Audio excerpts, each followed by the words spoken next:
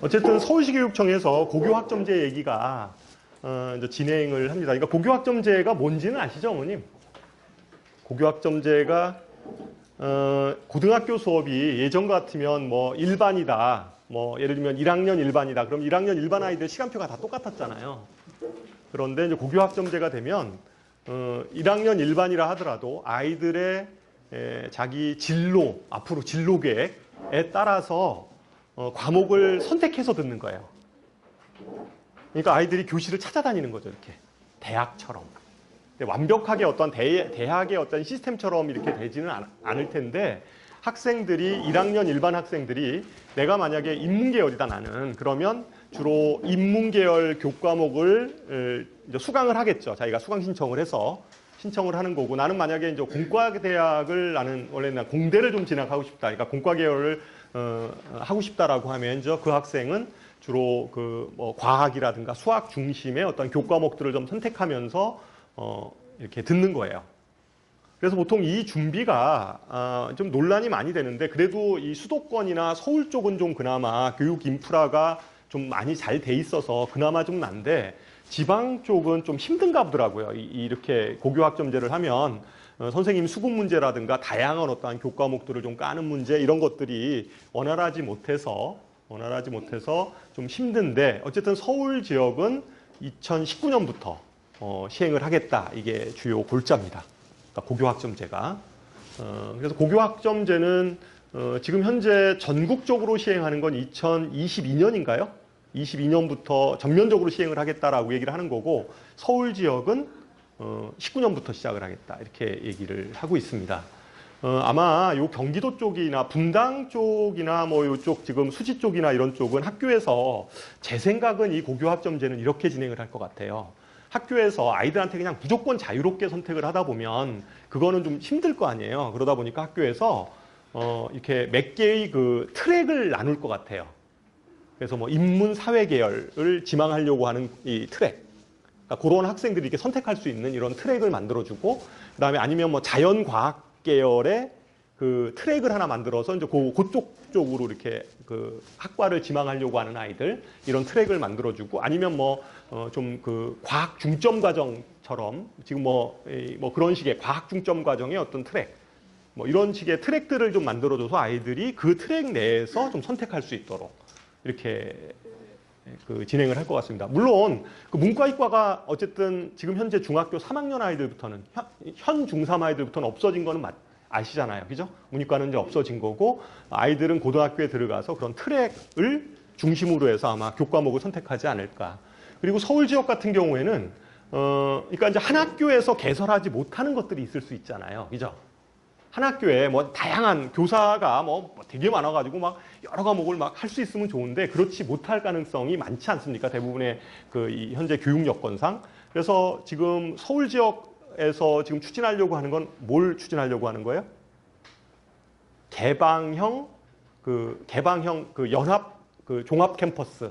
그러니까 다시 말해서 학교와 학교의 몇 개가 이렇게 결합을 해서 좀 가까운 학교들이 있을 수 있잖아요. 그러니까 그런 학교들이 공동으로 이제 개설을 하는 거예요. 그 과목을 개설을 하는 거죠. 그러면 공동으로 과목을 개설을 하면 문제가 되는 건 뭐냐면 그럼 그런 아이들은 내신 평가를 뭘 어떻게 하냐. 그럴 수 있잖아요. 내신 성적 산출 평가를 어떻게 할 거냐. 이게 이제 가장 큰 문제 아니겠어요? 근데 서울시교육청 그 나온 기사 내용을 좀 읽어보신 분은 아시겠지만 어떻게 처리하려고 하는 거냐면 그러한 그 연합형 교과목에 대해서는 그러니까 몇 개의 학교가 이렇게 공동으로 개설한 학교들이잖아요. 요즘에도 그거 현재 고등학생들이 하고 있어요. 몇 개의 고등학교가 그걸 무슨 교육이라고 그래요, 어머님? 뭐 트러스트 교육 들어보셨어요? 고등학교에서 트러스트 교육 하고 있어요. 그래서 몇 개의 학교에서 이렇게 모아서 학생들이 그 교육을 받는 데가 있습니다. 몇 개의 그 좀 학교마다 이렇게 그 교과목을 정해서 이렇게 하는 경우가 있어요. 예를 들어서 뭐 이 지역에서는 현암고등학교인가요? 뭐 그런 데 보면 무슨 화학 실험인가? 뭔가 그런 그 트러스트 교육이 개설되어 있고 뭐 이래요. 뭐 여기 풍덕고등학교 같은 경우에는 뭐 그 외국어 쪽 뭐 이런 그 교과목이 트러스트 교과목으로 이렇게 개설되어 있고 이렇게 됐거든요. 그러니까 그런 것들이 좀 더 활성화되겠죠. 근데 그러면 그런 아이들에 대한 내신 평가는 어떻게 하냐면 그거는 그냥 상대 평가로 하지 않고 그냥 절대평가식으로 그냥 평가받는 걸로 진행을 하려고 하는 계획인 것 같아요. 왜냐하면 학교하고 학교가 섞이면 웃기잖아요. 그게 내신 성적 산출하는 것도 웃기고 이래서 그거는 좀 그 상대평가가 아니라 절대평가 쪽으로 가려고 하는 것 같다. 그래서 어쨌든 고교학점제가 상당히 지금 현재 중학교 3학년, 현재 3학년, 그다음에 이하 아이들, 그러니까 중2, 중1 이런 게 다 해당이 되는 지금 이 교과의 가장 큰 변화죠. 그러면 이 그 고교학점제를 실현하기 위해서는 필연적으로 교과목이 달라질 수밖에 없어요. 그렇잖아요. 그러니까 아이들이 이렇게 손쉽게 선택할 수 있고 그게 좀 딱딱 끝날 수 있도록 교과목이 프로그램 자체가 이렇게 편성이 돼야 되는데 그러한 편성을 염두에 두고 만든 게 2015 교육개정이에요. 이게. 이거는 아마 이 표는 어머님들이 되게 많이 보셨을 겁니다. 그래서 요거 좀 간단하게 설명을 하면 중등부 어머님들은 좀 잘 모르시는 경향도 있어서 여기 공통과목 있죠? 요 공통과목이 1학년 때 배우는 거예요.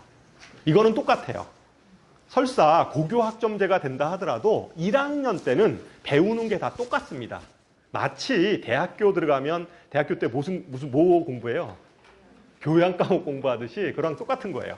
그러니까 1학년 때는 다 똑같은 공통 과목을 공부를 하게 됩니다. 그래서 국어, 수학이 1학기 거를 상, 2학기 거를 하 이렇게 부르는 거예요. 상하 이렇게 부릅니다. 근데 어쨌든 책은 한 권이에요. 고등학교 1학년 때 배우는 수학은 책은 한 권이고 전체 단원은 6개 단원으로 이루어져 있습니다. 그거는 뒤에서 다시 좀 설명을 할게요, 제가. 그리고 영어, 한국사, 통합 사회, 통합 과학, 그 다음에 과학 실험 이런 것들을 공부를 합니다. 예전에는 문과, 이과, 요 통합 사회, 통합 과학 요게 새로 만들어진 교과목이죠. 그죠? 통합 사회, 통합 과학, 문과건, 이과건 앞으로 자기가 그 인문계열을 진로로 생각을 하건 자연계열 쪽을 진로로 생각하건 간에 이거는 공통으로 이제 들어야 되는 거죠. 그죠? 들어야 되는 겁니다. 그리고 이게 수능으로 넣겠다라는 게 지금 요거하고 생각인 것 같아요. 그죠?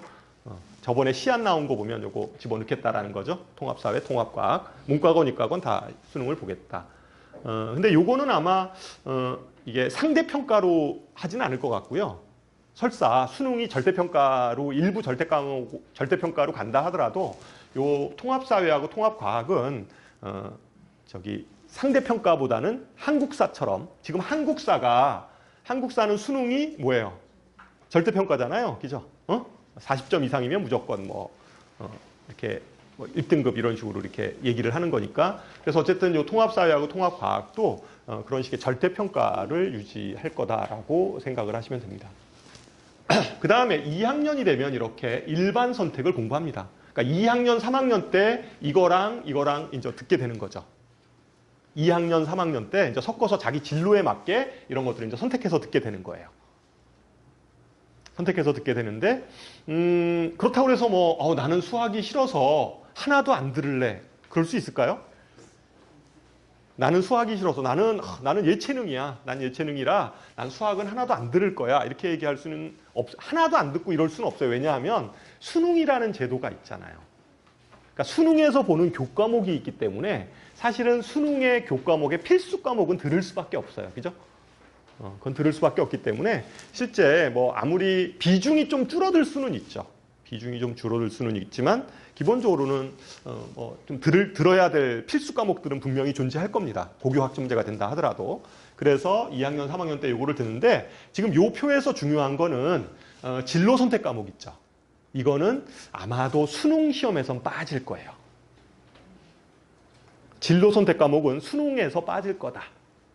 말 그대로. 그러면 진로 선택은 언제 들어요?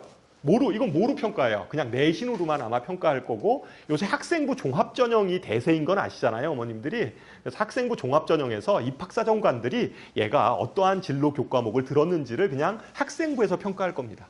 학생부에서.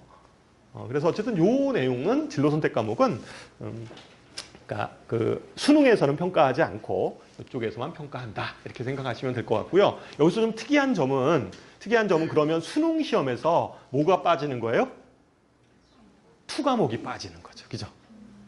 수능에서 투 과목이 빠질 거다 이런 거예요. 그럼 투 과목은 뭐다? 다 내신으로 평가할 거다 이런 겁니다. 내신으로 평가할 거다. 그리고 과학도 저번에 그 수능 한번 시안 발표했었잖아요. 수능 시안 발표해가지고 근데 그게 무산된 거잖아요. 연기 돼버린 거잖아요. 보류.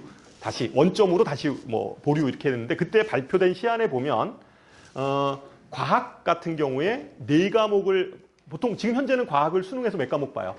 2과목 선택하게 돼 있잖아요. 지금 현재는 수능에서 2과목 선택하게 돼 있어요. 근데 그것도 1과목으로 줄은 거죠. 왜 그럴까요? 왜 이게 하나로 줄었을까요? 통합과학이 있고 이 시간이 있잖아요. 통합과학, 통합사회 보는 시간이 있잖아요. 이게 아무리 그래도 이게 지금 들어간 거잖아요. 수능에. 수능에 들어가면 시간적으로 봤을 때 아이들을 뭐 저녁밥도 안 먹이면서 수능 시험 보게 할 수는 없잖아요. 그러니까 제한된 시간이 있기 때문에 실제적으로 과학은 하나만 들어간 것 같고 그 다음에 또 하나는 아이들의 좀 그래도 뭔가 부담, 그죠? 수능에 대한 어떤 부담을 조금이라도 좀 줄여주기 위해서 과학은 1과목 정도만 선택을 하게 된다 이런 거죠. 하나만 선택을 할 거고, 그 다음에 이 문과인 경우도 마찬가지예요. 문과인 경우도 뭐 이러한 그 사회 선택 과목 중에서 하나만 선택을 하면 되는 거죠. 하나만. 자기가 수능에서는 그렇습니다. 수능에서는 내신에서는 먼저 자기 진로에 맞게 학생부 종합전형 이런 데서 평가받으려면 진짜 자기가 많이 들어야 되겠죠. 많이 들어야 될 것 같고, 뭐 국어나 영어나 이런 부분은 특별하게 달라진 건 별로 없을 것 같고요. 여기서 수학만 좀 더 살펴를 보도록 하겠습니다. 수학을. 2015 교육 개정 과정에서 수학에 대한 이 변경 내용이에요. 이게 지금 현재 중학교 3학년부터의 어머님들은 이제 용어를 새로운 교과 과정에 맞춰서 쓰셔야 돼요. 그죠? 이게 새로운 교과 과정의 명칭입니다. 여기 명칭이. 그래서 요 교과목으로 표현을 하셔야지만이 오해가 없어요. 왜냐하면 지금 현재 고등학교 1학년 아이들은 현재 고등학교 1학년 아이들 있잖아요. 얘네들은 고등학교 1학년 때 배우는 교과목 이름이 뭐예요? 고등학교 1학년 때 수원, 수투 이렇게 얘기하잖아요. 수원, 수투 얘기하잖아요. 근데 이 새로운 교과 과정에서는 이게 수원, 수투가 그 수원, 수투가 아니에요. 그러니까 이름이 바뀐 거예요. 지금 이게 고등학교 1학년 수원, 수투가 아닙니다. 새로운 교과 과정에서는 수원, 수투는 아마 2학년 때 배울 거예요. 그리고 수투에 보면 막 미분이 들어가 있잖아요. 이게 이제 지금 다 교과목 이름이 바뀐 거예요. 그러니까 요 교과목대로 우리가 이름을 불러야 됩니다. 수학 개정교육 과정에서 중요한 특징은 한 학기가 세 단원으로 이루어져 있어요. 저거 보세요. 다. 하나, 수열, 지수로고함수, 삼각함수 이렇게 3개씩 이루어져 있죠. 1학년 거도 보세요. 고등학교 1학년 거도 1학기 밑에 게 2학기 이렇게 된 거예요. 그러니까 다 한 학기 과정이 3단원씩 이루어져 있다. 이게 특징이에요. 수학 교과 과정은 한 학기 과정이 그래서 이거는 1년짜리죠. 6개니까 고등학교 1학년 때 배우는 거고 수한 3가지, 요 3가지씩 이렇게 이루어져 있다. 이렇게 돼 있는 게 지금 수학 개정 교육 과정의 특징이고요. 그다음에 또 한 가지는 수학 교육 과정에서 어떤 문제가 문제가 되냐면요. 또 하나는 요 개통성을 깼어요. 그러니까 고등학교 1학년까지는 어차피 고등학교 1학년 과정을 공부를 해야 되잖아요. 근데 요때부터는 아이들이 그냥 이거 2개를 동시에 들을 수도 있게 만들어 놓은 거예요. 예전에는 우리가 고등학교 1학년 과정을 해야지 수학은 개통적인 이 과목이니까 1학년 거를 해야지 2학년 거를 하고 이렇게 됐었잖아요. 근데 그거를 깨버린 거예요. 중요한 특징이. 그러니까 여기까지는 공통이고요. 이것만 공부하고 나면 이거랑 같이 들을 수도 있어요. 근데 안 되는 건 이거예요. 여기 미적분 있잖아요. 요 미적분은 그냥 이거랑 이렇게 들을 수는 없어요. 그렇게 듣기는 어렵고 요거를 반드시 들어야지만 여기 미분적분을 들어야지만이 요거를 들을 수가 있어요. 그러니까 여기만 개통성이 생긴 거고요. 그러니까 수투하고 미적분만 개통성이 생긴 거고, 그죠? 요거를 수투를 듣고 미적분을 들어야 돼요. 이렇게 듣고 나머지는 개통성이 다 깨져버린 거예요. 그냥 선택해서 들을 수 있어요. 예를 들어서 이거 듣고 수원 듣고 기하 들을 수 있어요. 뭐 수원 듣고 확률 통계 들을 수 있습니다. 수원, 수투 같이 들을 수도 있어요. 하여튼 이렇게 편제를 한 게 수학 2015 교육과정의 특징입니다. 학교에서 이렇게 아이들이 선택할 수 있도록 2학년 때 되면 자유롭게 아이들이 선택할 수 있도록 이렇게 교과목을 배치할 거다. 근데 그렇다고 해서 뭐 완전 막 풀이로 팍 푸는 건 아니고요. 아까 얘기했듯이 어떤 그 트랙을 만들어 줄 거다. 이런 거죠. 트랙 내에서 좀 아이들이 이제 선택할 수 있게. 그러니까 예전보다는 학습의 형태가 좀 더 개방적으로 바뀐 거죠. 그죠? 선택할 수 있는 폭들이 좀 더 늘어난 거고, 뭐 이렇게 볼 수 있습니다.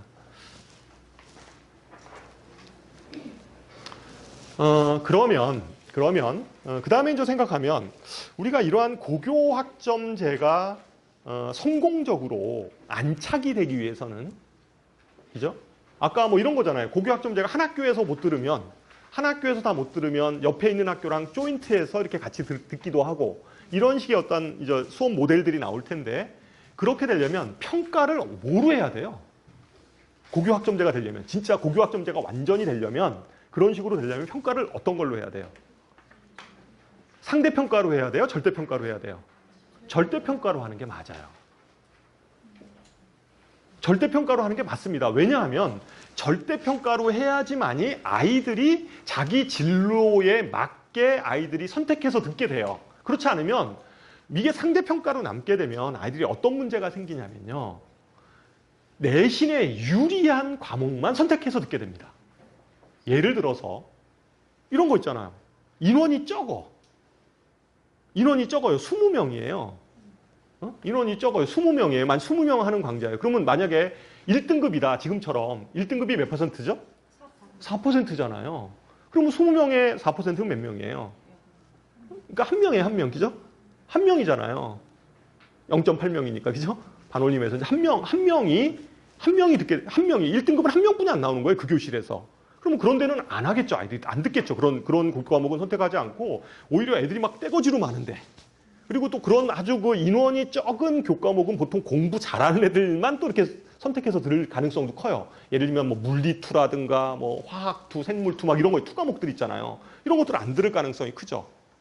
어려운 교과목 같은 경우는 진짜 정교권 아이들이 좀 그 학생부 종합 전형을 위해서 그런 교과목을 선택하게 되니까 나머지 아닌 아이들은 눈치 봐서 그런데 안 듣는 거죠. 왜? 내신 성적이 불리해지니까. 그러니까 그렇게 돼버려요.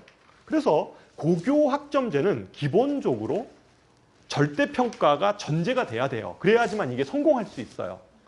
그런데 여기서 문제가 발생해요.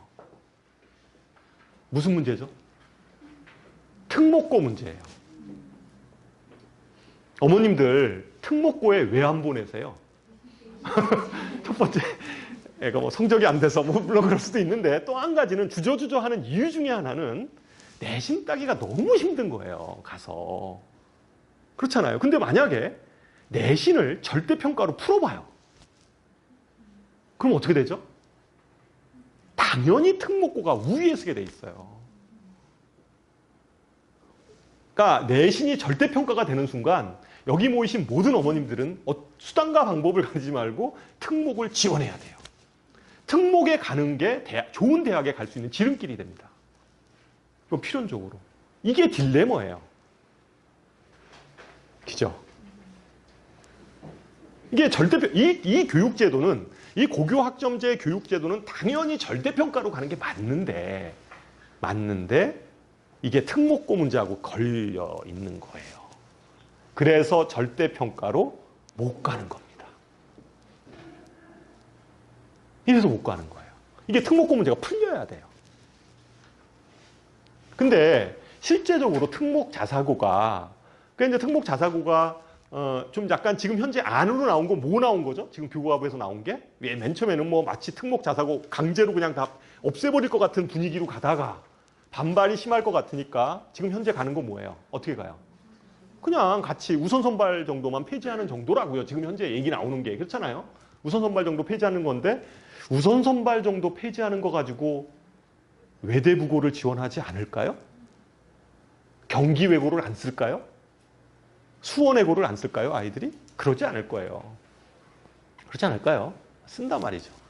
그거 가지고는 쉽지 않죠. 그러니까 이게 이 고교 학점제와 상대평가나 절대평가에 대한 문제는 이게 간단한 문제가 아니라고 저는 생각을 해요. 그래서 제 생각은, 이게 뭐 맞을지 틀릴지 모르는 제 생각은, 제가 이제 올해 어쨌든 이렇게 제가 저희 학원이 20년 된 학원이에요. 수의 학원이. 저는 그 아이들 가리킨 지가 거의 한 30년 가까이 돼 가고 있는데, 어쨌든 제가 본 이러한 입시의 흐름으로 보면 이게 그렇게 간단한 문제가 아니어서 당분간 그냥 그 상대평가의 형태로 좀 유지하면서 가지 않을까, 저는 그렇게 생각을 해요. 이게 절대평가로 가기에는 이 특목 문제가 남아 있어서 이게 쉽지 않다라고 생각을 하고, 그리고 특목고가 저는 전국형 자사고들 있잖아요. 전국형 자사고가 몇 개 있어요?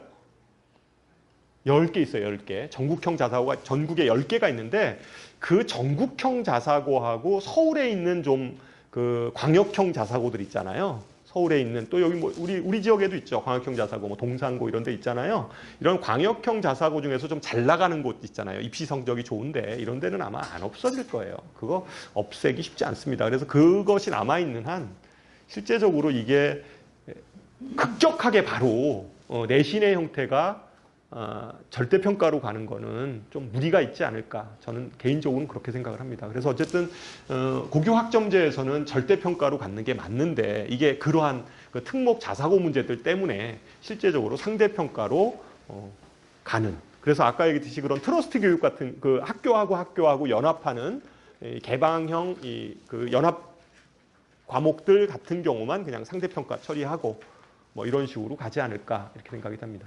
그리고 이러한 아까 학교하고 학교가 연합하는 그러한 수업들 있잖아요.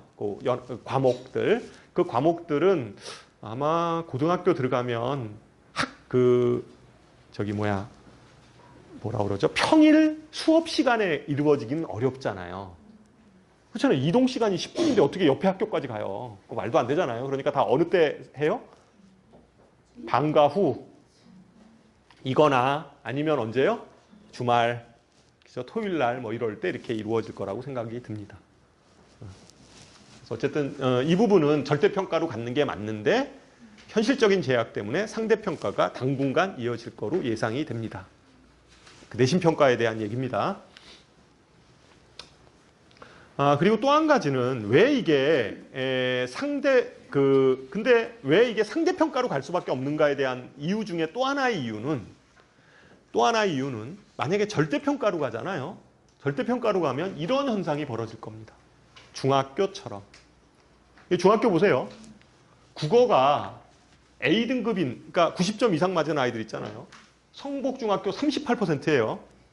뭐 이렇게 쭉 있잖아요. 지금 A등급이 높은 학교들만 쭉 써놨는데, 설사 이 학교가 아니더라도 수지 지역의 A등급 비율을 보세요. 국어가 28%, 수학이 32%예요. 그 다음에 영어가 27%. 이게 절대평가로 됐을 때 이게 퍼센트입니다. 그러면 어머님들 32%면 몇 등급이에요? 고등학교 등급으로면 이거 몇 등급까지 얘기하는 겁니까? 4등급이에요, 4등급. 3등급이 23%예요. 그러면 32%라는 것은 4등급입니다. 4등급. 그잖아요. 그러니까 여기 아이들 그룹 중에는 고등학교에서 4등급 맞는 아이들도 있다는 거예요. 그죠? 물론 여기 그룹에서 아주 잘하는 아이들은 1등급 계속 유지하겠지만, 실제 이것의 퍼센트라는 것은 이렇게 돼버리면 신뢰도 자체가 없어지죠. 대학에서 어떻게 이런 성적표를 믿을 수가 있겠어요? 절대평가 되면 퍼주기가 되는 거죠. 퍼주기. 그렇잖아요. 당연히 이게 뭐 아무리 교사의 사명감 이런 것도 있지만, 어머님들 가만히 있겠어요? 학교 시험을 어떤 선생님이, 양심적인 선생님이 학교 수학 시험을 엄청나게 어렵게 만들어, 이게 절대평가인데 엄청나게 어렵게 만들어서 애들을 다 D를 만들었어요. D를. 그럼 어머님들 가만히 있겠냐고요. 그 선생님 심화서 쓰고 난리 나죠. 그죠? 그래야 되잖아요. 이게 실제 좀 약간 무리가 있습니다. 실제 이게 이제 절대평가로 가는 데 있어서의 이런 문제들.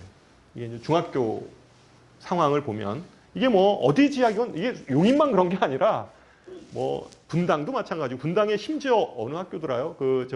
혁신학교 이런 학교들 있잖아요. 그 분당의 혁신학교가 어디냐면 보평중학교인가? 있어요. 판교 쪽에. 거기는 수학인가? 제가 이렇게 표 한번 보니까 수학이 90점 이상이 52%인가 그러더라고요. 그래서 여기 이 학교 애들은 애들이 다 천재인가 아니면 학교 시험이 쉬운가 뭐 수학 천재들이 모였나 뭐 이런 생각이 드는데 어쨌든 간에 이제 이런 그 내신 부풀리기 이런 것들이 또 발생을 하는 문제들도 아주 심각하다는 거죠. 대학에서는 뽑을 수가 없어요. 그러면 이거 뭐 어떻게 뽑겠어요? 대학에서 만약 이런 성적표가 들어오면 대학에서는 이거는 다 무시하는 거죠. 그죠? 다 무시하고 그냥 학교 자체적으로 본고사를 보려고 하겠죠. 당연히. 본고사를 보거나 아니면 심층 면접을 아주 어렵게 보던가.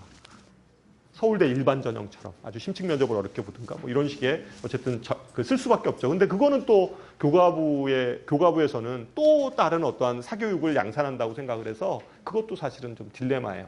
힘들죠. 그래서 이제 교과 내신에 대한 제 나름대로 이제 진단을 해드렸어요. 진단을 해드렸어요. 저는 이제 진단이 요새 절대평가 얘기 나오지만 이게 좀 쉬운 문제는 아니다. 이런 얘기가 제 하나의 소결론입니다. 그 다음에 수능에 대한 부분입니다.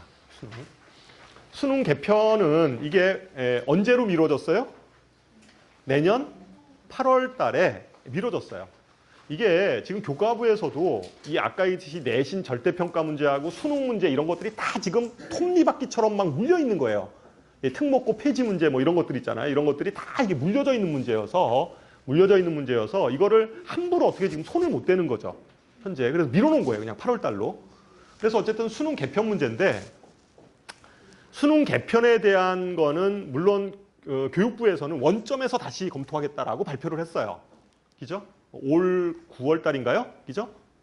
8월 말인가 8월 30일 날 발표한 거잖아요. 그러니까 유예시켜버리면서 중3은 그냥 딱 확정돼 버리고 예년 수능으로 그냥 본다. 이걸로 그냥 확정돼 버리고 중학교 2학년부터는 다시 결정하겠다 이래 버린 거잖아요. 그죠? 그래서 이제 중학교 오히려 이제 2학년 어머님들이 이제 불똥이 튄 거죠. 그죠? 괜히. 원래 이제 중3부터였는데 중2가 이제 새로 바뀌는 희생양이 돼 버린 거예요. 그래서 어쨌든 지금 현재 수능 개편하고 이 절대평가 문제인데 논란은 두 가지인 것 같아요. 지금 교과부에서 그냥 완전 절대평가로 가자. 완전 절대평가로 가자. 이 안과 또 하나의 안은 저번에 발표했듯이 그냥 몇 개만 절대평가로 가고 나머지는 상대평가로 좀 남겨놓자. 요 두 가지 안이에요. 두 가지 안인데 물론 이게 두 가지 안인데 요 두 가지 안에서 수능이라는 부분에 대해서 한번 생각할 필요가 있어요. 이 수능은 어쨌든 간에 이게 국가에서 주관하는 시험이잖아요. 수능이라는 게. 그리고 학생부라는 거는 사실은 학생부는 한 번 낙인이 찍히면 그죠?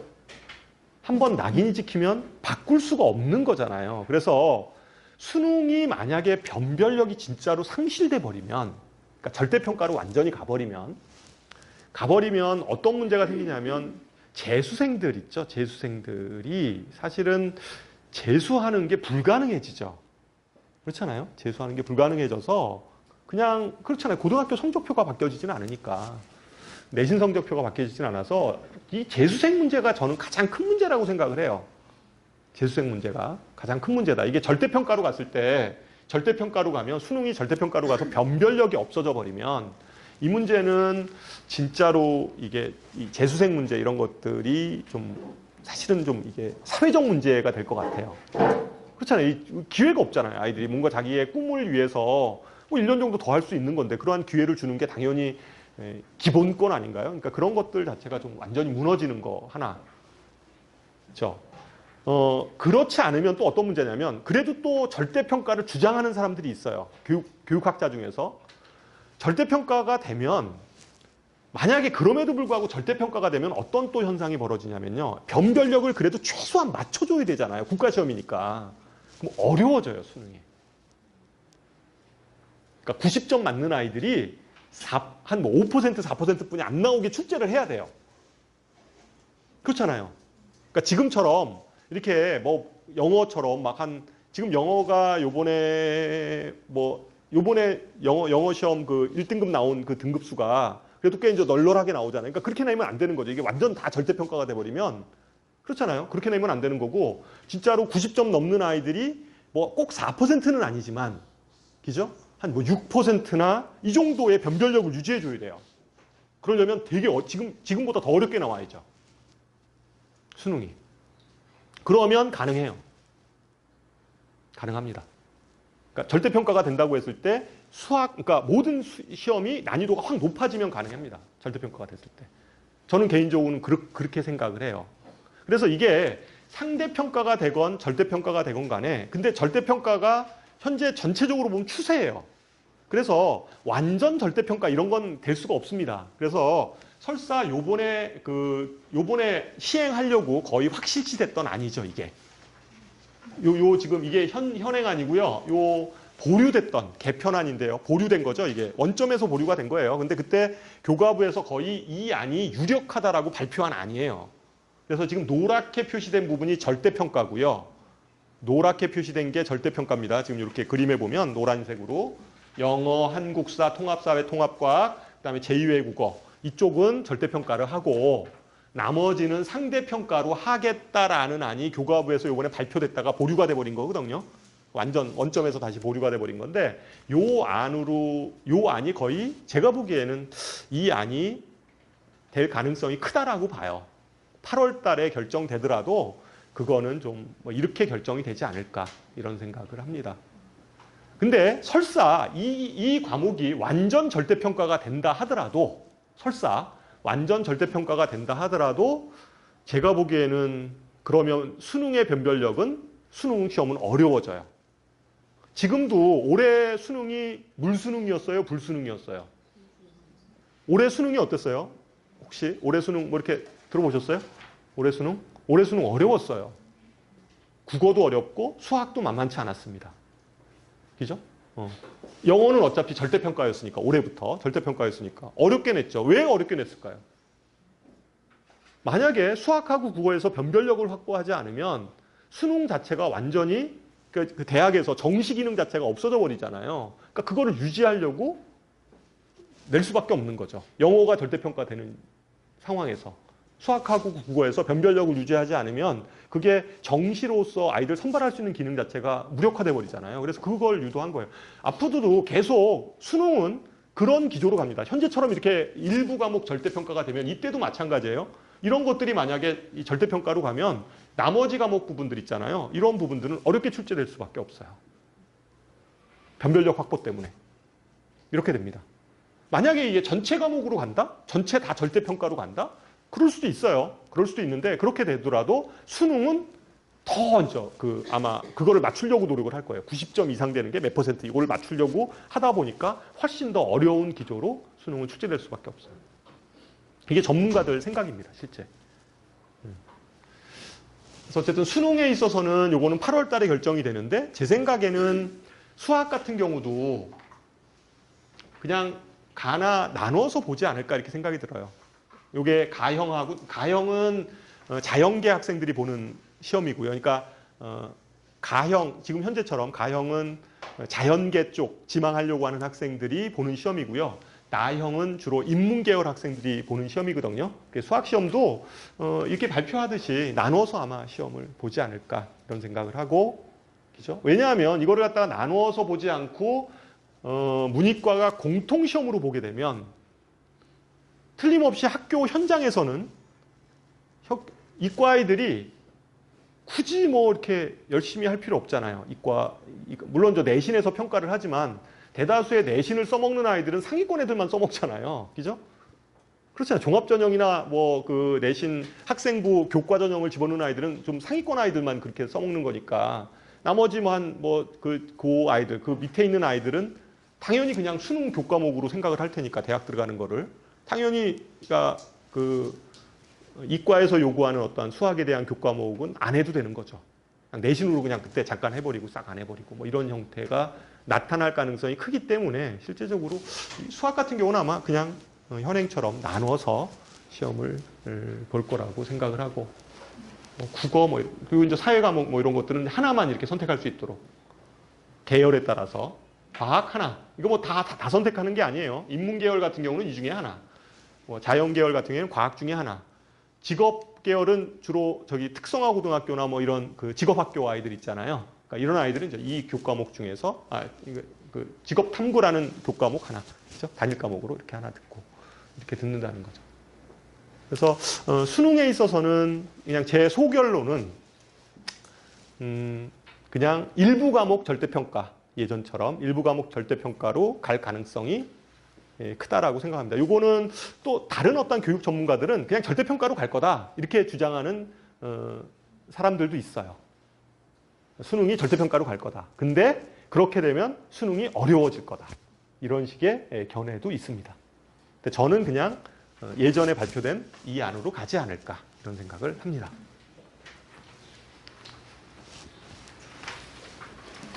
그래서 그 두 가지, 수능과 내신에 대한 이 두 가지를 가지고 우리가 분석을 해보면 어머님들이 생각했을 때 특목고가 유리할 거냐, 일반고가 유리할 거냐 이런 문제에 대해서는 뭐 간단하게 정리가 됩니다. 만약에 내신이 내년 8월 달에 내신이 절대평가로 간다라고 하면 내신이 절대평가로 가버리면 이런 거죠. 내신이 절대평가로 가면 무조건 자사고나 외고나 이런 데가 훨씬 유리해집니다. 그죠? 그러니까 기준은 이거예요. 내신이 절대평가로 가냐, 상대평가로 가냐. 내년 8월 달에 있어서. 이게 핵심입니다. 그래서 내신이 만약에 상대평가로 가면서 수능은 어차피 완전 절대평가로 가던가 아니면 일부 과목 절대평가로 가거나 둘 중에 하나일 거란 말이죠. 그렇게 갈 가능성이 크니까 실제적으로 만약에 내신이 상대평가가 되면서 뭐 전 과목 절대평가로 가거나 만약에 일부 과목 절대평가로 간다고 했을 때는 어쨌든 특목고나 자사고는 불리해질 수밖에 없는 거죠. 그렇죠? 그래서 저는 사실은 이런 생각을 하는 거예요. 진짜로 특목고를 잡으려면 정책적으로 내신은 상대평가, 그죠? 내신은 상대평가, 그 다음에 수능은 일부 과목 절대평가이거나 완전 절대평가. 이렇게 가버리면 특목을 잡을 수가 있어요. 특목고 문제가 해결이 되죠. 그렇게 당분간 이렇게 시행을 하면 와해가 되겠죠, 그죠? 불리해지니까. 안 갈 거 아니에요. 이렇게 되는 거죠, 실제. 근데 이제 이게 8월 달에 좀 결정이 되니까 그건 조금 여유 있게 좀 보셔야 돼요. 근데 만약에 이것도 지금 막 논란이 되는데요. 근데 교과부에서 이 내신에 대한 부분들을 자꾸만 8월 달로 미루는 이유는 이게 민감한 사안이기 때문에 그래요. 근데 내심은 아마 저는 그냥 개인적으로 생각했을 때 이쪽을 지금 현 정부는 이게 어떠한 그 수월성 교육을 주장하는 이러한 그 철학을 가지고 있는 분들이 아니에요. 수월성 교육이라는 건 이런 거 있잖아요. 학생들 조건에 맞게 이렇게 좀 뭐 잘하는 애들은 뭐 잘하는 대로 가르치고 뭐 이런 게 수월성 교육이고, 평준화 교육은 뭐예요? 그냥 아이들 보편적인 어떤 교육 철학을 가지고 이제 생각하는 건데, 보통 현 정부에 있어서의 교육 철학은 수월성 교육이라기보다는 이제 평준화 교육 쪽에 좀 초점이 맞춰져 있기 때문에 실제적으로 어떤 내신에 있어서 지금 특목 문제에 대한 흐름은 제가 보기에는 당분간 설사 고교 학점제가 된다 하더라도 이 기조로 갈 거예요.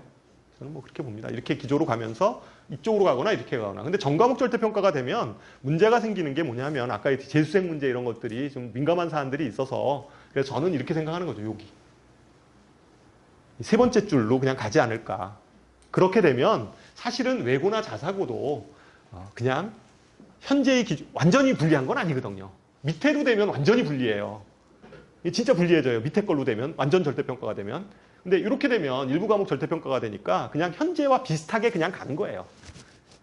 그렇잖아요. 현재와 비슷하게. 지금 현재도 올해도 뭐 보면 영어 절대평가 하나 됐잖아요. 뭐 그런 식으로 가는 거예요. 나머지는 변별력 있고 이러면서 가는 거죠. 제가 보기에는 한 세 번째 줄로 가지 않을까, 이런 게 제 생각입니다. 뭐 견해가 조금 다른 견해가 있는 어떤 것들도 있는데, 제가 분석하기에는 그렇다는 거죠. 이게 제가 점쟁이는 아니니까, 그리고 제가 교육 무슨 제도를 제가 막 설계하는 사람은 아닌데, 그 정도 되지 않을까. 그래서 어쨌든 현재 얘기되어진 건 이제 우선 선발권을 폐지하겠다라는 거죠. 우선 선발권 폐지에 대해서 제가 좀 생각을 정리를 해드리도록 하겠습니다. 지금 우선 선발권 폐지는 이거잖아요. 예전에는 특목고나 자사고가 9월 달이나 이렇게 9월, 그러니까 후기고 일반 고등학교의 선발 이전에 이제 아이들을 먼저 뽑아가니까 그게 불합리한 거다라고 주장을 하는 거죠. 그래서 이제 같이 선발 시기를 맞추겠다라는 게 지금 우선 선발 폐지인데 여기서 관건이 되는 건 이거죠. 우선 선발 폐지에서 그거 좋다 이거예요. 그럼 같이 선발을 한다 이거죠. 공평하니까 선발을 하는데 그러면 특목이나 자사고에 떨어진 아이들이 그러면 어느 시점에 얘네들을 재수를 시킬 수는 없잖아요. 그럼 일반고로 배정을 해줘야 되는데 일반고에 어느 시점에 배정을 해줘야 되냐 이런 거잖아요. 그죠? 어느 시점에. 그 얘기를 좀 이해하기 위해서는 지금 이 표를 좀 볼 필요가 있습니다. 이게 수지 지역에 있어서의 일반 고등학교 선발 방식이에요. 그죠? 일반 고등학교 선발 방식. 어머님들 이거 처음 듣는 분들도 계실 수 있어요. 그러니까 있을 수 있는데 대부분은 아시는 내용인데 제가 다시 한번 정리를 해볼게요. 수지에서는 어떻게 선발을 하냐면 2단계로 선발하죠. 일반 고등학교. 그래서 1단계에서는 어떻게 해요? 1단계에서는 학군으로 선발하죠. 그러니까 용인 지역 전체를 대상으로 해서 그러니까 여기 뭐예요? 기흥구, 수지구, 처인구 이 모든 구에 고등학교를 자기가 희망하는 고등학교를 쓸 수 있어요. 그죠? 쓸 수 있어요. 예를 들어서 나는 지금 수지구에 사는데 여긴 내신이 힘들어. 그래서 나는 뭐 저기 태성고등학교를 가고 싶어. 나 거기 갈 거야. 그걸 쓸 수 있어요. 교통편이 불편해서 그런 거지 쓸 수 있습니다. 쓸 수 있어요. 아니면 어떤 아이는 예를 들어서 뭐 기흥구에 사는데 나는 수지 쪽이 좀 거기가 좀 경쟁력이 있는 것 같아요. 이쪽에 쓸 수 있죠. 그래서 어쨌든 이때는 학군으로 선발을 합니다. 그래서 자기가 원하는 학교를 쓰게 되는 거죠. 써서 그걸 가지고 몇 퍼센트 뽑아요? 50%를 뽑습니다. 학군으로 50%를 뽑아요. 그러면 50%를 자기가 이제 지원하는 데에서 써가지고 뭐 거기에 붙을 수도 있고 떨어질 수도 있고 이렇잖아요. 그죠? 뭐 1지망, 2지망 이래가지고 쭉 쓰는 거죠. 그래서 1단계는 어쨌든 50% 그 각 학교의 모집 인원의 50%를 선발하게 되고요. 그리고 나서 다시 2단계 때 또 어떻게 돼요? 50%를 또 뽑는 거예요. 2단계에서 50% 뽑는데 2단계에서는 타 지역은 못 써요. 근거리 배정 원칙이기 때문에 여기서 자기 지역, 그러니까 여기 만약에 수지구다 그러면 이제 2구역의 학교, 2구역 학교만 우리가 대상으로 해서 쓰게 되는 거죠. 그러니까 수지구에만 쓰게 되는 거예요. 그래서 거기만 이제 선정을 해서 써서 거기서 배정을 받는 거죠. 그래서 2단계로 이렇게 이루어져 있어요. 그러면 특목고 자사고 하는 아이들이 떨어졌을 때 특목 자사고를 집어넣는데 떨어진 아이들이 1단계는 당연히 못 들어가죠. 그죠? 1단계는 어차피 같이 선발한 거니까 못 들어가잖아요. 그러면 그 아이들을 2단계에 집어넣을 거냐? 아니면 2단계 다 끝나고 나서 미달 학교에다가 집어넣을 거냐? 이게 문제예요. 그죠? 이게 어떻게 되느냐? 이게 좀 영향을 미칠 것 같아요. 그냥 2단계에 들어간다고 하면 문제가 돼요? 안 돼요? 안 되죠. 그렇잖아요. 2단계는 어차피 뭐 자기 살던 그냥 집 근처 학교 가는 거니까. 그러니까 그건 상관이 없어요. 그건 상관이 없는데 문제는 2단계가 끝나는 나중에 추가 모집 있잖아요. 아이들. 이쪽에다가 배정을 하게 되면 수지에 사는 애가 엉뚱하게 이제 저기 어디 뭐 저기 무슨 뭐 이상한 데 가 있어야 돼요. 그 학교까지 가야 된단 말이죠. 이게 문제예요. 이게. 그래서 이게 경기도 쪽에 어떻게 결정이 될지가 내년에 아직까지 발표난 건 없어요. 발표난 건 없는데 이게 핵심이지 않을까. 근데 대구 같은 데는 대구 아시죠? 대구 지역. 대구 지역은 아예 그냥 자기네는 2단계에 집어넣겠다 이렇게 발표를 해버렸어요. 대구 같은 경우는. 우리는 그리고 대구 지역이 좀 대구 지역 그 교육감 쪽이 그쪽은 뭐 수월성 교육 이쪽 교육감이거나 아니면 어쨌든 지방 쪽은 교육 문제가 중요하잖아요. 그렇잖아요. 그리고 어쨌든 만약에 그런 게 교육이 담보가 되지 않으면 다 이사 가버리잖아요. 학부모들이 다른 지역으로 이사 가버리고 이런 문제들 때문에 이 부동산 문제도 있고 또 여러 가지 지역 경제 문제도 있고 이러기 때문에 실제적으로 대구 같은 경우는 아예 그냥 선언을 해서 2단계 쪽에다 그냥 집어넣겠다. 그러니까 별로 불이익이 없는 거예요. 경기도 쪽은 어떤지 모르겠어요. 이제 다 끝나고 나서 집어넣을 건지, 그러니까 그곳에 따라서 2단계에 집어넣느냐, 다 끝나고 나서 추가 모집에다 집어넣느냐에 따라서 조금 영향을 주지 않을까. 근데 만약에 그게 2단계에 집어넣는 게 그냥 발표가 나면 사실은 뭐 아무런 그건 없어요. 우선 선발 이거 그냥 무용지물이죠. 아무것도 아닙니다. 이건. 그죠? 그래서 그것도 좀 검토를 해야 될 것 같고, 그거는 진짜 잘 모르겠어요. 경기도는 어떻게 집어넣을지. 근데 여기 교육감 성향을 보면 교육감 성향을 보면 근데 또 내년에 선거 있고 이래가지고 뭐 잘 모르겠어요. 그거는 어쨌거나 그렇습니다. 내용은 그래서 어쨌든 우선 선발 폐지 문제는 지금 그런 문제다. 그러니까 그게 좀 핵심인 것 같습니다. 제가 그 다음에 자사고 문제에 대해서 말씀을 좀 드리도록 하겠습니다. 이 그냥 표는 작년도 올해 거 아니에요. 작년도에 전국형 자사고가 10개가 있잖아요. 우리나라에. 우리나라에 전국형 자사고가 10개가 있는데 10개 학교에 대한 서울대학교 지금 그 얼마만큼 등록했는지 입학했는지 이것에 대한 그 표입니다. 10개 자사고인데 제가 이제 요 표를 조금 지금 여기다가 소개시켜 주는 이유 중에 하나는 저는 이제 이런 생각이 드는데 외대부고 훌륭한 학교입니다. 하나고는 못 가요. 그죠? 하나고는 못 갑니다. 우리 지역에서는 서울의 학생들만 뽑는 거예요. 서울 학생들만 대상으로 해서 뽑는 학교가 하나고고요.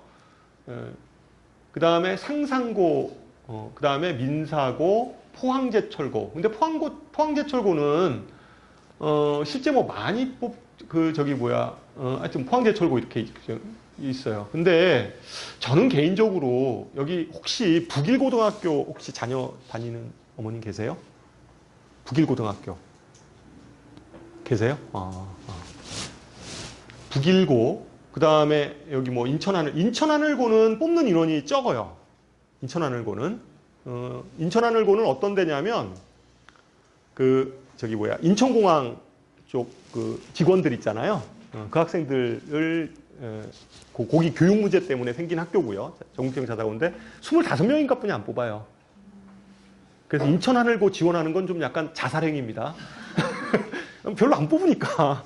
그러니까 인천하늘고 이런 건 뭐 그냥 그림의 떡이에요. 사실은 뭐 김천고 뭐 이렇게 있는데 실제 이런 학교들에서 물론 학교의 특성은 있어요. 여기 보세요. 하나고 같은 경우 보세요. 수시가 몇 명이에요? 서울대? 48명이에요. 정시가 몇 명이에요? 6명이에요. 이 학교는 하나고 보세요. 철저하게 수시형 학교예요. 그죠? 정시형 학교는 뭐예요? 재수생이 간다는 얘기예요. 정시형, 상산고등학교 이런 데 보면요. 수시보다 정시가 압도적으로 많잖아요. 이거 뭘까요? 물론 재학생이 가는 인원도 있지만 아마 태반은 제가 보기에 재수하는 아이들이 이거를 채웠을 거라고 생각을 해요. 현역 아이들보다는. 그렇지 않겠습니까? 그래서 실제 여기 보면 여기는 상산고는 완전히 정시형 학교예요. 그죠? 정시형 학교. 외대부고는 좀 반반이에요. 그죠? 외대부고는 반반이에요. 수시 정시가 반반이고, 그렇죠. 뭐 민사고 이런 거 보세요. 민사고 학교 보세요. 수시가 34명이에요. 민사고는 또 인원도 적잖아요. 150명뿐이 안 되는데 실제 150명 중에서 34명 수시로 보냈으니까 서울대를 엄청 보낸 거죠. 여기 이 학교에도 또 의대로 빠져나가는 애들도 많고 이러니까 어쨌든 엄청 보낸 거예요. 그러면 이 학교들 이 데이터만 보면 우리가 이제 진짜 이거죠. 보는데 수지는 조금 상황이 좀 다르기는 해요. 수지는 어머님들 성향이 이게 외대부고가 있어서 그런 것 같아요. 외대부고가 이 지역 선발 인원이 좀 그래도 꽤 되다 보니까 외대부고 쪽으로 좀 아이들이 좀 많이 빠져나가요. 이렇게 빠져나가는데 분당 쪽은 좀 안 그래요. 분당은 오히려 분위기 자체가 그러니까 그게 차이점은 저는 이렇게 생각을 해요. 수지는 지금 평준화된 게 올해 고3 아이들이 첫 세대잖아요. 올해 이제 졸업한 아이들 있잖아요. 졸업한 아이들. 올해 처음 수능 본 애들. 얘들이 그 수능 1세대 아니에요? 그래서 여태까지 보면 이 지역에 대한 평준화되고 나서 한 번의 데이터가 없어요. 지금. 그죠? 올해 처음 나올 거예요. 그러니까 이게 관심사예요. 사실은 수지 지역에서 수지고등학교가 서울대가 몇 명 정도 보냈고 뭐 풍덕이 몇 명 보냈는지 홍천이 몇 명 보냈는지 뭐 이런 게 사실은 관심사죠. 지금. 올해 아마 데이터가 그럴 것 같은데 그 전 거는 다 뭐예요? 비평준화 애들이었잖아요. 그렇잖아요. 비평준화 애들 성적으로 다 잘라서 이제 이렇게 배정받던 애들이었어서 평준화의 데이터가 없어서 어머님들이 주로 이쪽 어머님들은 이제 성향이 제가 보기에는 훨씬 더 이렇게 특목자사고 쪽을 선호하세요. 그런 것 같아요. 그래서 뭐 하여튼 이 전국형 자사고도 선호하고 외고 쪽으로도 많이 보내시고 이제 뭐 좀 그런데 분당은 상대적으로 좀 이렇게 평준화가 오래 좀 정착이 돼서 그러다 보니까 좀 상위권 아이들 같은 경우도 그냥 일반고를 이렇게 좀 보내는 편이에요. 뭐 과학 중점 학교들이 좀 몇 개 있거든요. 분당에 이제 그런 쪽을 보낸다든가 이과 아이들은 뭐 문과 아이들은 물론 저 뭐 외고를 보내기도 하고 뭐 그냥 일반고에 남기도 하고 이러는데 훨씬 좀 수지보다는 좀 그런 분위기가 좀 적은 편이에요. 적은 편인데 어쨌든 학교에 있어서 앞으로는 저는 그렇게 생각을 하는데 이런 학교 모델을 좀 잘 볼 필요가 있어요. 왜냐하면 이게 수시형 학교의 특징은 이게 이 차이점이 뭐냐면요. 제가 뒤에서 다시 설명하지만 하나고에서 이렇게 수시를 많이 보내는 거는 이 학교가 뭐 다른 걸 그 선생님들이 물론 열심히 하고 뭐 이런 것들도 있겠지만 기본적으로 학교에 대한 수업이 다 수행평가 위주 수업이에요. 그러니까 지필고사 비중보다 수행평가 비중이 압도적으로 많은 학교예요. 그러니까 예를 들어 지필이 30, 수행이 70 막 이래요. 수행이 많으면 뭐가 생길 수 있어요? 쓸거리가 생기잖아요. 세부특기 사양에다가. 과목별로 특별하게도 준비하지 않고 그냥 수행평가에서 나왔던 결과물을 과학 선생님들은 엄청 피곤하시겠죠. 그거 다 써줘야 되려면. 어쨌든 간에 이제 그렇게 쓸 수 있는 거죠. 그게 좀 수시형 학교하고 정시형 학교의 차이예요. 그러니까 이 그 자사고들도 사실은 그 차이예요. 그 차이. 그러니까 수행평가 비중이 얼마만큼 크냐 작냐. 확실히 그 교과목에서 아이들이 그냥 비교과 활동을 꼭 무슨 동아리 활동 이런 게 아니라 그냥 교과목에서 그냥 이렇게 나와야 되잖아요. 산출물들이 좀 나와서 그게 학생부에 기록이 돼야 되는 거죠. 실제. 애들은 엄청 피곤하죠. 어머님들도 아마 피곤하실걸요. 오히려 지필은 그냥 편하잖아요. 그냥 시험 준비해가지고 딱 보면 되는 거니까. 이제 이런 데가 그 학교의 좀 차이점이에요. 지금 외대부고가 전국으로 보면 2위죠. 서울대 그냥 입학생 수를 보면 2위, 하나고 5위 뭐 이렇게 쭉 돼 있죠. 근데 순위는 뭐 별로 중요한 문제는 아니에요. 근데 북일고도 지금 32위잖아요. 북일고도 이게 전국형 자사고 이제 아이들 전국 선발해서 이제 뽑는 아이들 뭐 쏜 거 뭐 이렇게 돼 있어요. 뭐 김천고 85, 뭐 이렇게 광양제주고 107 이렇게 돼 있는데 제가 분당 한번 보여드릴게요. 분당 낙생고등학교 어머님들 들어보셨죠? 여기가 지금 15명 작년에 서울대 보냈는데 전국 34위예요. 이게 전국 34위가 이게 그냥 단순하게 이게 그 일반 고등학교에서 34위가 아니라 특목고, 자사고, 무슨 뭐 하여튼 뭐 무슨 뭐 영재고까지 다 포함해서 고등학교 그냥 순위를 그냥 서울대학교 많이 들어간 순위로 보면 34위예요. 뭐 이렇게 돼 있어요. 73위, 73위, 92 이렇게 쭉 있어요. 근데 이제 이 이유가 제가 보기에는 이럴 것 같아요. 왜 분당하고 수지하고 차이가 나지? 그럼 수지가 그런가? 저는 그렇게 생각하지 않고 여기 학부모님들 중에서 좀 상위권 아이들이 자꾸만 특목자사로 빠져나가서 그래요. 그쪽으로 좀 빠져나가다 보니까 좀 데이터가 이 일반 고등학교에서 잡히질 않는 거죠, 아이들이. 그 아이들이 다 뭐 저기 외대부고에 가 있고 막 이래버리니까 그러니까 그쪽 자사고 이론으로 잡혀버리는 거예요. 그러니까 그 차이인 것 같아요. 다른 거보다도. 여기 지역 선발도 있고 뭐 이래서. 그래서 아마 그럴 건데 올해 여기에 학교 중에서 여전히 수지는 일반 고등학교 중에서 인기 있는 학교가 어디예요? 수지고죠. 그 다음에 어디예요? 풍덕. 그 다음에 예? 홍천. 근데 저는 아까 제가 후기 고등학교 선발 인원 봤더니 인원이 여기는 꽤 되더라고요. 수지 고등학교 같은 경우도 12반 이렇게 나오던데요, 그죠? 뭐 다른 많은 데는 막 14반도 있고 막 그러던데 그렇더라고요. 12반 뭐 많은데 보통 12반 뭐 14반인 학교도 있고 그렇더라고요. 아까 제가 표 보면 그 학교 고등학교 선발 인원 제가 반수를 봤어요. 그랬더니 꽤 많더라고요. 분당은 안 그래요. 분당은 뭐 한 10개 반이에요. 다. 공립학교는 다 10개 반이에요. 10개 반뿐이 안 되는데 여기는 뭐 작은 게 10개 반이더라고요. 근데 아무래도 반이 많으면 좋아요. 상대평가 체제에서. 그죠? 예? 그 발표된 게 아까 그 데이터가 올해 걸걸요? 제가 그런 것 같은데 그 페이지에 보면 이거 올해 데이터 제가 아닌가? 올해 데이터 제가 다운로드 받은 것 같은데 제가 이 데이터를 워낙 이제 뭐 자료를 좀 이렇게 교육청 쪽에서 봤는데 올해 데이터 제가 받은 것 같은데 10개 반이에요? 홍천이요? 봐봐. 제가 볼게요. 홍천이 여긴 12개로 나와 있는데 제가 예전 거를 잘못 받았나? 하여튼 제가 하여튼 확인해 보겠습니다. 하여튼 10개 반이더라고요, 요새는. 인원이 좀 애들이 줄어가지고, 그죠? 그래서 이 데이터 보면서 깜짝 놀랐어요. 왜 이렇게 많지? 그랬어요. 어쨌든. 그래서 그거는 좀 확인을 해봐야 되겠네요. 이게 뭐 제가 예전 데이터를 가지고 만들었을 수도 있어요. 그래서 여기 수지 지역에 있어서의 내신 평가 부분을 제가 좀 자료를 만들었는데요. 수지 지역의 내신 평가 자료들이에요. 학교들이 쭉 있어요. 제가 요 데이터의 비교치는 지금 여기 수지고등학교가 아니라 제 링크고등학교라고 하니까 제가 요 수지고등학교를 제 상단에다 썼습니다. 수지고등학교는 여기서 뭐 평균 이런 거는 물론 중요하지만 그거보다는 표준 편차를 한번 보세요. 표준 편차, 이게 표준 편차거든요. 두 번째 줄에 있는 게.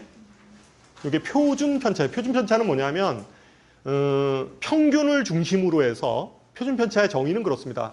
평균을 중심으로 해서 성적이 흩어진 정도를 수치로 나타낸 거예요. 그러니까 표준 편차가 크다는 것은 평균을 중심으로 해서 아이들이 막 널뛰게 하고 있는 거예요. 그러니까 아이들이 막 성적 격차가 큰 거죠.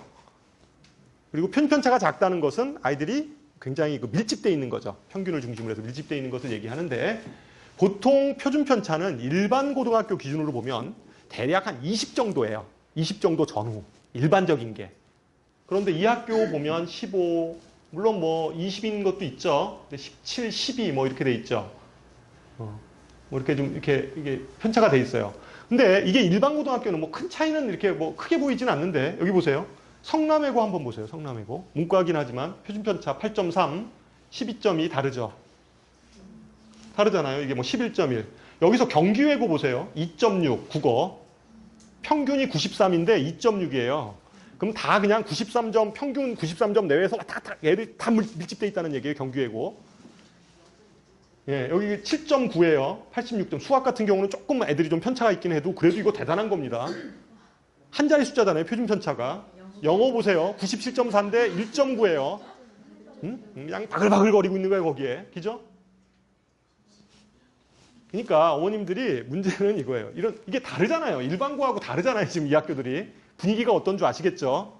용인 같은 경우 보세요. 한 자리예요. 다 뭐 5.7, 10.2. 뭐 평균이 어떻든 간에 뭐 이렇습니다. 실제.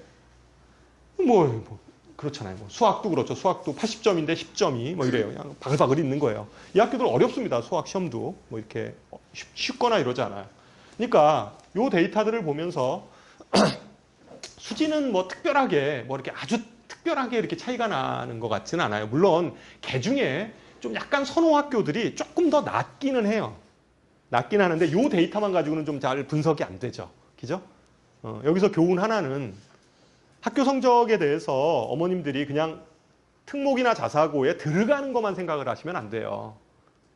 가서 버텨야 되잖아요. 그러니까 굉장히 좀 준비가 된 아이들이 좀 가서 좀 그렇지 않으면 그냥 깔아주는 거를 하는 거죠. 그죠? 그래서 웬만큼 좀 하는, 그냥 무조건 들어가는 것만 중요하지 않고 실제 들어가서 좀 어떻게 학교 분위기가 이렇다는 것도 좀 볼 필요가 있어요. 그리고 이건 제가 아까 그 데이터만 가지고는 좀 보기가 어렵잖아요. 그래서 수지고등학교의 교과 성적을 좀 더 분석을 해봤어요. 고등학교 1학년 기준입니다. 1학년 기준으로 분석을 해보면 평균이 14, 뭐 이렇게 쭉 나와 있는데 여기서 중요한 건 요 성취도를 한번 보세요. 성취도 A가 90점 이상이고 이제 그 퍼센트예요. 90점 이상 학생이 이 시험에서 뭐 13%, 33% 쭉 있잖아요. 여기서 중요한 게 여기 보세요. 여기. 50점 이하죠. 50점 이하가 많아요, 적어요? 50점 이하 점수가 많습니까, 적습니까? 잘 판단이 안 들어요? 이거 많네. 막 이러는. 그 다음 거 한번 보여볼까요? 여기 보세요. 이 학교. 이 학교 보세요. 50점 이하가 이렇잖아요.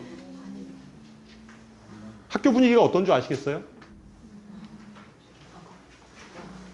이게 학교 분위기 차이예요. 이게 차이입니다. 그러니까 이제 한 반은 엎어져 자고 뭐 이러는 학교 있잖아요. 예? 그러니까 이제 이게 보면 이렇게 사실 나타나죠. 차이점들은 뭐 이렇게 뭐 평균 이런 거는 뭐 그럴 수 있어요. 그리고 대체적으로 보면 수지고등학교 아이들 일반고에서 보더라도 좀 약간 물론 A등급 애들도 이렇게 쭉 있고요. 그다음에 B, C 쪽이 좀 두텁죠. 그죠?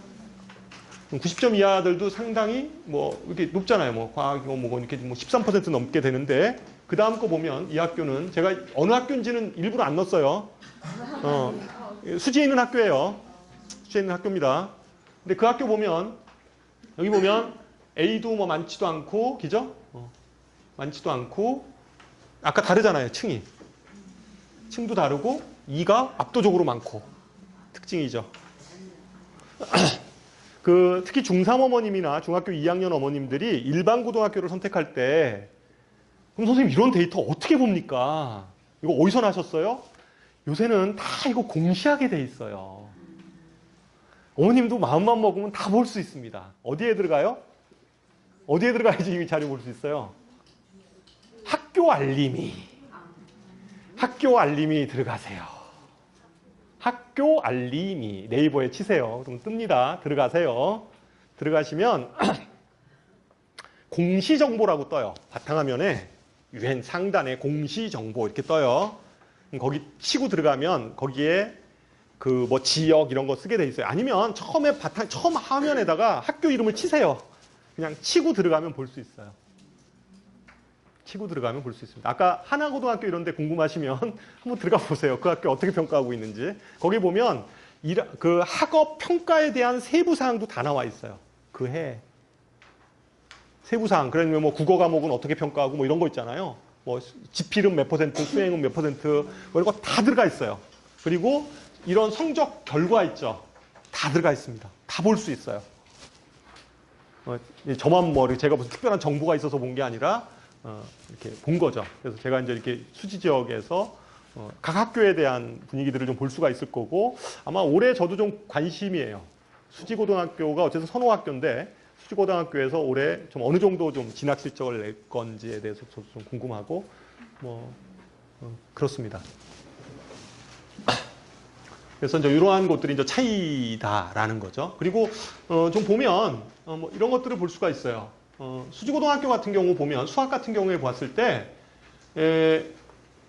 90점 이상이 22%잖아요. 평균 점수가 70점이에요. 그러면 이 학교 시험이 그다지 어렵게 출제되지는 않는구나 알 수 있죠. 그죠?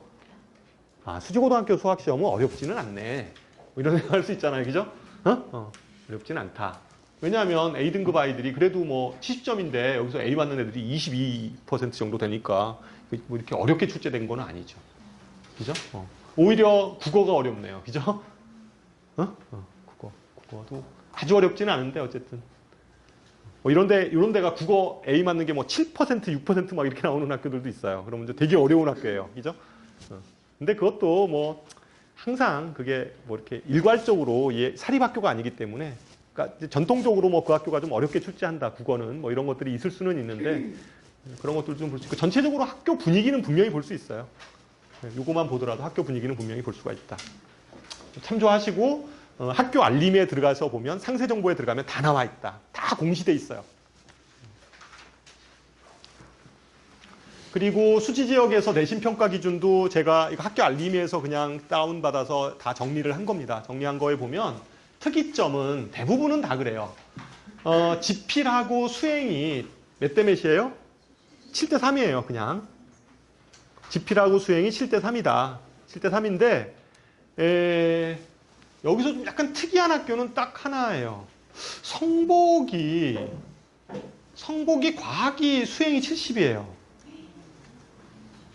과학이. 그 다음에 수지고등학교가 과학이 60이에요. 저는 이런 건 좋은 거라고 생각을 해요. 왜냐하면 수시가 좀 많으면 특히 과학 같은 경우에 수시가 좀 많으면 학생부에 좀 쓸거리들이 생기죠. 그렇잖아요. 참여형 수업을 하게 되니까 그런 것들이 좀 쓸거리들이 좀 생긴다. 이런 것들을 좀 볼 수는 있어요. 진짜로 보통 자사고 쪽에서 전국형 자사고 쪽에서 진짜 수시비 중 그러니까 하나고 같은 데 보면 진짜 압도적이에요. 수행이. 애들은 되게 피곤하겠더라고요. 막 그거 다 일이 맨날 밤새서 만들고 막 이래야 되니까 힘들긴 힘들겠는데 어쨌든 막 그게 다 학생부에 기록이 된다면 뭐 어쨌든 좀 도움이 되겠다 이런 생각은 해봅니다. 근데 학교들이 낙생도 그래요. 낙생도 이게 과학 중점 학교는 이렇게 돼 있나 봐요. 과학이 제가 보기에는 과학 중점 학교도 이게 수지고등학교가 과학 중점 학교잖아요. 그러니까 과학 중점 학교는 과학의 수행 평가 비중이 높은 걸로 아마 규정상 이렇게 내려오는 것 같아요. 그러니까 낙생고등학교도 그렇거든요. 60이고 40이고 이렇게 돼서. 근데 점차적으로 아마 중3, 중2부터는 이 그 수행평가 비중이 좀 높아지는, 그죠? 수행평가 비중이 좀 높아지는 이런 식의 현상이 좀 나타나지 않을까 저는 그렇게 예측을 합니다. 고교학점제라는 어떤 취지도 그렇고. 그래서 마지막으로 제가 이제 수학에 대한 아까 수학 앞에서 제가 이제 수학에 대한 얘기는 좀 했었잖아요. 수학은 개정교육 과정에서 고등학교 1학년 때 이렇게 공부하는 거는 그냥 수학을 하면 돼요. 이게 고등학교 1학년 그냥 수학입니다. 수학상, 수학하 이렇게 이제 표현이 되고 그 다음에 2학년이 되면 2학년 때 이 교과목 하나 요 교과목 있죠? 여기 쭉 나와 있는 거 여기서 필수적으로 꼭 들어야 되는 거는 이거 필수로 꼭 들어야 돼요. 이건 뭐 고등학교 1학년 당연히 공통 과목이니까 필수고요. 요거 필수예요. 수원. 그다음에 수투 이거 필수로 들어야 됩니다. 필수. 그다음에 확통 이것도 아마 필수 과목이지 않을까. 확통. 그래서 문과 학생들은 요 세 개가 필수 과목일 것 같아요. 수원, 수투, 확통. 요 세 개가 필수 과목이고요. 선택 과목에서 학교에서 반드시 좀 들어야 되는 교과목이고요. 이과 쪽을 지원하려고 하는 아이들은 수원, 수투, 확통에다가 그 다음에 미적분, 그죠? 미적분 요거 들어야 되고 그 다음에 기하, 수능에는 안 들어가지만 기하 요거 아마 들을 거라고 생각합니다. 기하. 그래서 제 예측으로는 그러면 수능 과목에는 어떻게 들어가냐 이게 수능 과목에 어떻게 들어가냐 이게 또 관심이 있으실 수 있는데 수능은 여태까지 보면 보통 세 교육 과정이 들어갔어요. 여태까지. 그래서 10문제, 10문제, 10문제. 그래서 30문제를 냈거든요. 총 수능 이제 문제가 30문제니까 교과서로 얘기하면 3개가 들어가요. 3개. 그래서 10문제, 10문제, 10문제 이렇게 들어가거든요. 그래서 문과는 수원, 수투, 그다음에 확률 통계. 아마 요 3개가 수능 교과목으로 들어가지 않을까. 문과 아이들은. 그럼 이과 아이들은 어떻게 들어가냐면 수원, 그다음에 미적분. 왜냐하면 이게 수투가 이게 미적분 이게 기본 그 문과 아이들이 다니는 미적분이고 이게 이과 아이들의 미적분이니까 굳이 이 두 가지를 다 볼 필요가 없잖아요. 이것만 보면 되니까 이과 아이들은 그래서 수원, 미적분, 확률 통계 요 세 개가 수능의 교과목으로 들어가지 않을까 이렇게 생각이 듭니다. 그리고 기하는 그냥 내신으로만 진로 선택 과목으로 아이들이 들을 거고요. 수능 과정에서는 빠지게 됩니다. 기하는 기하와 벡터 그 얘기예요. 기하 벡터가 수능 과목에서는 빠지게 되고 그다음에 뭐 여기 경제 수학, 실용 수학, 수학 과제 탐구 뭐 이런 교과목 있잖아요. 이거는 이 교과목은 아무것도 아니에요. 이 공부를 하려고 학원을 다니거나 그럴 필요 없습니다. 그럴 필요 없어요. 이거 뭐 잘하려고 학원 다니고 이럴 필요 없어요. 왜냐하면 이 경제 수학 이런 거 있잖아요. 이거는 그냥 1학년 때 요거만 배우고 나면 그냥 풀 수 있는 것들이에요. 접근할 수 있는 것들입니다. 뭐 이걸 다 공부해야지 요거를 할 수 있고 이런 거 아니에요. 그냥 1학년 아이들이 끝나고 나서 바로 그냥 선택해서 들을 수도 있어요. 실용 수학, 뭐 경제 수학, 뭐 이런 것들 있죠. 수학 과제 탐구 이런 것들이 다 그런 것들입니다. 여기서 수학 과제 탐구는 어떤 거냐면 애들 소논문 쓰는 것 같은 거예요. 수학에 대한 어떤 주제를 가지고 수업 자체가 그런 거예요. 수학 과제 탐구 이거는 어떤 소논문 쓰는 뭐 이런 식의 수업들입니다. 그거를 가리키는 거예요, 선생님이. 그래서 한 뭐 10번에 걸쳐서 어쨌든 그 맨 처음에 주제를 어떻게 잡고 그다음에 논문은 어떻게 써나가고 뭐 이제 이런 것들 가리키는 거예요. 그죠? 수학 과제 탐구. 그래서 이런 것 때문에 굳이 뭐 학원에 다니고 뭐 그럴 필요는 없어요. 뭐 그런 것 때문에 할 필요는 없고. 그래서 어쨌든 수능과 수학에 대한 어떤 그 교과목들은 아까 얘기했던 요 위에는 요 위에 있는 과목들이 필수 과목들입니다. 하나, 둘, 셋, 넷, 5개. 요게 수능과 관련된 내용. 물론 이 1학년 과정이 수능으로 나오지는 않을 것 같은데, 예, 않을 것 같은데 그렇게 됩니다. 그래서 그리고 뭐 마지막으로 제가 뭐 요 얘기는 제가 설명해야 할 때보다 계속 하는 얘기잖아요, 그죠? 설명해야 할 때보다 하는 얘기인데, 여기서 제가 이제 A그룹, C그룹, A, B, C, D 이렇게 나와 있는데, 여기에서 요 지금 표에 대해서 제가 말씀드리고 싶은 거는 이런 아이들 있죠? 성실해요. 요 A그룹의 특징은 성실한데, 요 A그룹의 특징은 성실해요. 그러니까 내신이니까, 내신이 1등급 아이들이니까 성실하죠. 근데 수능은 좀 점수가 안 나오는 아이들, 다시 말해서 좀 문제 해결력이나 이렇게 번뜩이는 머리가 뭐 아주 좀 영특하거나 뭐 그러는 거는 좀 응용력이 좀 떨어지는 아이들 있잖아요. A그룹 아이들. 이런 아이들은 자사고 선택하는 건 별로 안 좋아요. 아까 보셨잖아요. 그죠? 그 표준 편차 아까 보셨죠? 그런 데는 별로, 제가 보기에는 오히려 요 A그룹 아이들은 그냥 일반고를 지원하시는 게 좋아요. 일반고에서 좀 내신 잘 관리하고 그쪽에서 해가지고 뭐 학생부 종합전형이나 이런 쪽에 좀 전략을 쓰는 게 저는 좋다고 생각을 합니다. 여기 C그룹 아이들 있죠? 이런 아이들은 뭐 내신도 좋고 머리도 좋고 이런 아이들이니까 이런 아이들은 뭐 당연히 뭐 자사고 이런 쪽으로 가도 상관이 없습니다. 근데 이 아이들이 꼭 자사고를 가라 뭐 이런 거는 아니에요. 요새는 보면 전략적으로 이 C그룹 아이들도 그냥 일반고를 선택해서 가는 경우들도 많이 있습니다. 왜냐하면 그 학교에서 전교 어쨌든 1, 2등 하면 추천서 받아가지고 대학에 서울대학이나 이런 데 들어갈 수 있잖아요. 아니면 뭐 의대나 이런 데도 어쨌든 그 추천서 받아서 갈 수도 있고 이러니까, 그러니까 주로 요 그룹 아이들 같은 경우는 그런 식의 전략을 쓰는 아이들도 있어요. 물론 여기 그룹 아이들 중에서 뭐 자사고나 전국형 자사고 쪽으로 가서 거기서 또 경쟁하는 아이들도 있고요. 요 그룹 아이들은. 이 아이들은 뭐 특별하게 걱정하지 않으셔도 돼요. 어디를 갖다 놔도 잘할 테니까. 근데 그리고 이제 요 D그룹 아이들이에요. D그룹 아이들. 이 D그룹 아이들은 이 아이들은 좀 불성실한 아이들이어서 머리는 좋아요. 근데 이제 이게 지구력이 없죠. 지구력이. 그러니까 시험 때만 잠깐 하고 그다음에 또 그냥 확 풀어져 있다가, 그죠? 그리고 특징 중에 하나가 게임을 좋아해요. 그죠? 게임을 좋아해서 대부분의 시간은 좀 게임으로 탕진을 하고, 이런 아이들은 저 성실하지 않아서 항상 주장하는 게 저거예요. 특히 남자애들이 그런 아이들이 많은데, 남자는 한 방이지 정시야 뭐 이러면서 뭐 이렇게 주장을 해요. 한 방에 하는 거지 무슨 뭐 평상시에 뭐 이걸 다 준비하냐고 한 방에 끝내야지 뭐 이런 얘기를 해요.